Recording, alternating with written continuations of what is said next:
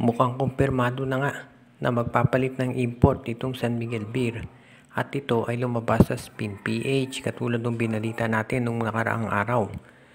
Ang balita ngayon, bago pa man natalo ang San Miguel Beer dito sa Northport Batangpier, ay pinag-iisipan na raw ng SMB na magpalit ng import dahil nga ilang games mawawala si Junmar Fajardo.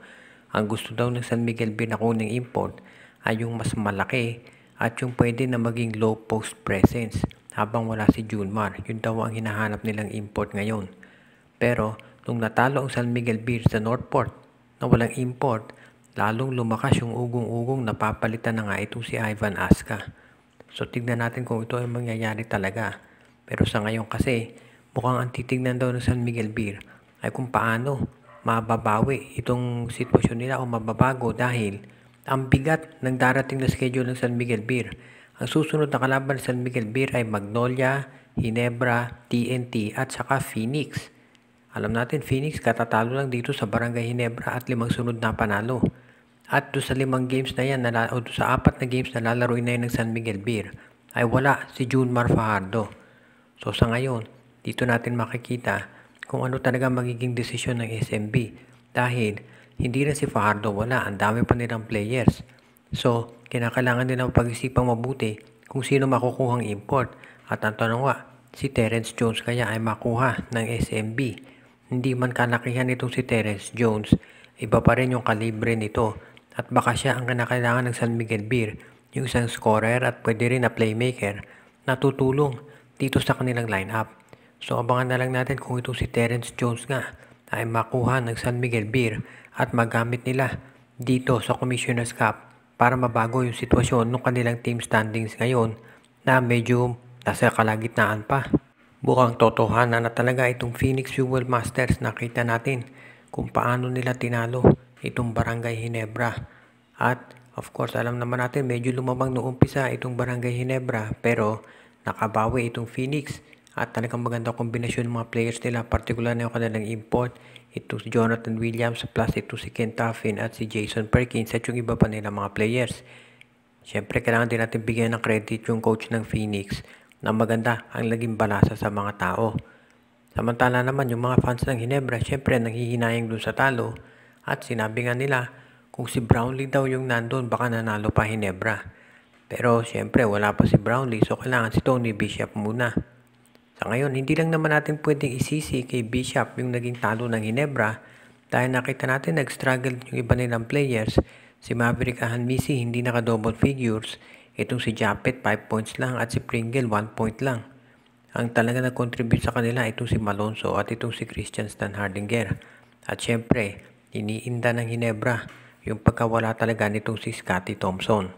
So sa ngayon, tignan natin kung anong gagawin ng Ginebra. At kinakailangan siguro nila pag-aralang mabuti kung itong si Justin Brownlee ay medyo matatagalan pa bago makabalik.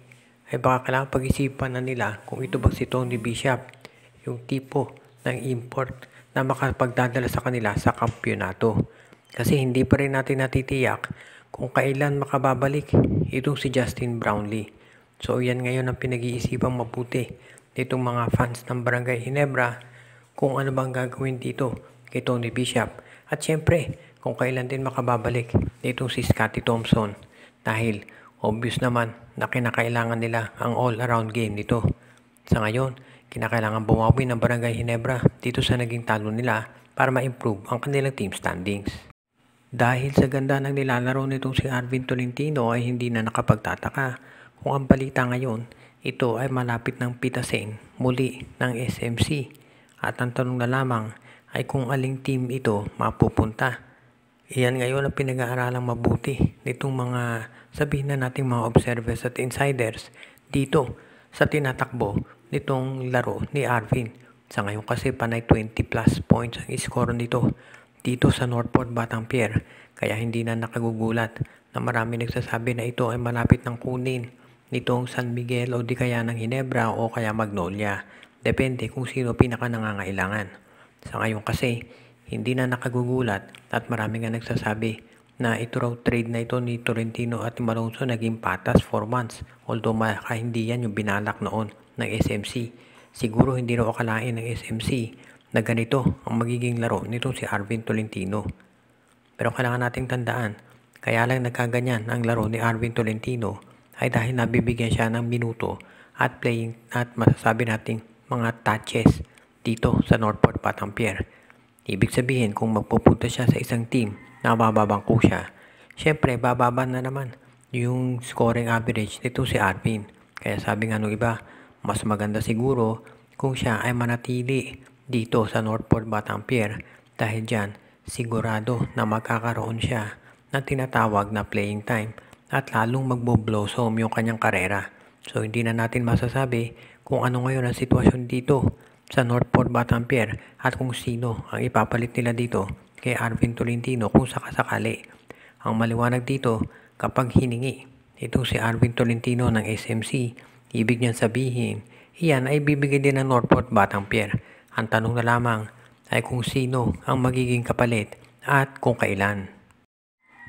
Ang balita naman ngayon dito sa TNT Tropang Giga, mukhang terminated pa rin ang kontrata nitong si Mikey Williams at nagkaroon daw ng tinatawag na parang roadblock doon sa kanilang negosasyon. Kung inyong maaalala, ang balita natin dati ay ito raw TNT ay mukhang nakikipag-usap na dito kay Mikey Williams sa posibilidad na ito'y bumalik. Pero ngayon mukhang nagkaroon ng issue at ito raw si Mikey Williams at ang TNT parang nagkakalabuan na naman pagdating sa agreement kung saan sila dapat o kung magkano at kung gaano kahaba yung kontrata. Dahil dito mukhang tinitignan na raw ng TNT yung posibilidad na makuha itong si Chris Banchero para maging point guard nila in the future. Kung inyong maaalala ang balita dati, ang kukunin daw ng TNT ay itong si Kevin Alas. Pero dahil nga nagkaroon ito ng injury, hindi na yan matutuloy. So ngayon ang tinitignan daw nila ay itong si Chris Banchero. So ibig nitong sabihin, kung ito si Banchero mapupunta dito sa TNT Tropang Giga, magkakaroon ng 3-team trade na malamang involved dyan ang Blackwater.